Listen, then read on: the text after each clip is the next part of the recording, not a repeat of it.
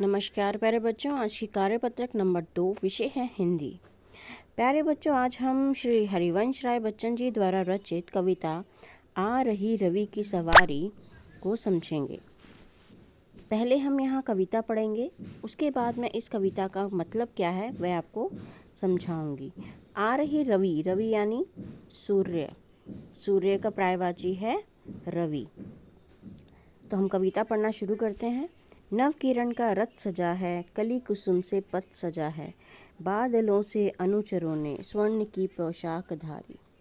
आ रही रवि की सवारी, विहग बंदी और चारण गा रहे हैं कीर्ति गायन, छोड़कर मैदान भागी तारकों की फौज सारी।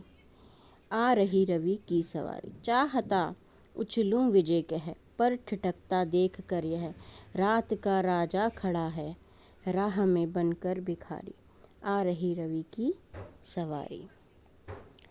इस कविता में कवि ने सूर्योदय यानी जब सूर्य उगता है सुबह, सूर्य का उदय होता है सुबह, वर्णन किया है और सूर्य को राजा के रूप में प्रस्तुत किया है।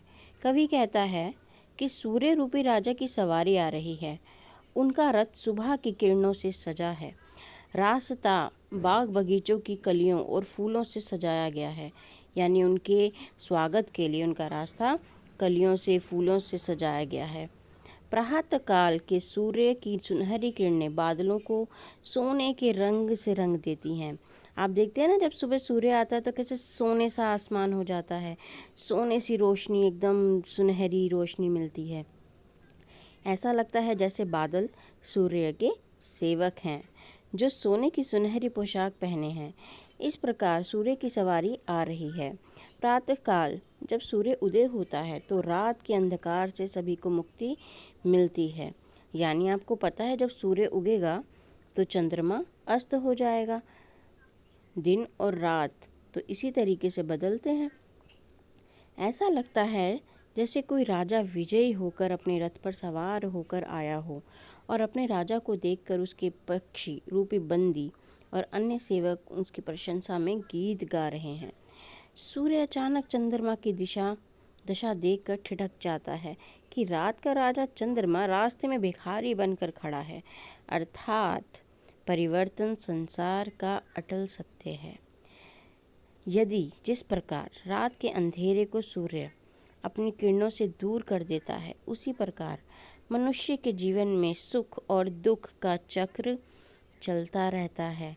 अतः मनुष्य को आने वाली हर परिस्थिति के लिए तैयार रहना चाहिए, इसी में समझदारी है। आइए जानें आपने क्या समझा और सीखा। नीचे दिए गए प्रश्नों के उत्तर देते हैं। सोने की पोशाक किसने पहनी है? सोने की पोशाक बादलों ने पहनी है। प्रशंसा में कीर्ति गायन कौन कौन गा रहे हैं? प्रशंसा में कीर्ति गायन पक्षी रूपी सेवक और फूल फल कलियां गा रहे हैं। रात का राजा भिखारी बनकर क्यों खड़ा है? रात का राजा यानी चंद्रमा, वह भिखारी बनकर इसलिए खड़ा है क्योंकि परिवर्तन संसार का अटल सत्य है। वह इस सत्य को स्वीकार करते हुए खड़ा है कि अब मेरे जाने का समय आ गया है और सूर्य के आने का समय आ गया है।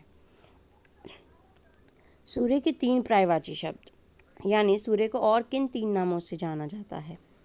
पहला दिनकर, दिनेश, और तीसरा तो आपको यहीं पर दिया गया है, रवि। प्रश्न 5, विलोम शब्द लिखते हैं। रात का उल्टा यानी विलोम क्या होगा? रात का विलोम होगा दिन। अंधेरा, अंधेरा का विलोम क्या होगा? उजाला। प्रश्न 6, सोच कर लिखिए कि यदि सूर्य ना होता तो क्या होता? अरे बाप रे, अगर मैं ये सोचूं तो मैं तो डरी जाऊंगी। क्या हम सभी सोते रह जाएंगे? क्या चारों तरफ अंधेरा ही रह जाएगा? क्या पक्षी और पशु पक्षी सब उठेंगे ही नहीं? फूल और कलियां खिलेंगे ही नहीं? हमें सूर्य का प्रकाश मिलेगा ही नहीं? क्या चारों तरफ सिर्फ सर्दी सर्दी रह जाएगी? सूर्य की गर्मी मिलेगी ही नहीं? बाप रे, मैं तो सोच के हैरान हो रही हूँ कि अगर सूर्य ना होगा तो क्या होगा। तो आप भी बताइए आपके विचार में कि यदि सूर्य ना होता तो क्या होता। आशा करती हूँ आपको ये कार्यपत्रक अच्छे से समझ में आ गया होगा। और आप श्री हरिवंश राय बच्चन जी द्वारा रचित कविता आ रही रवि की सवारी को समझ गए होंगे। धन्यवाद।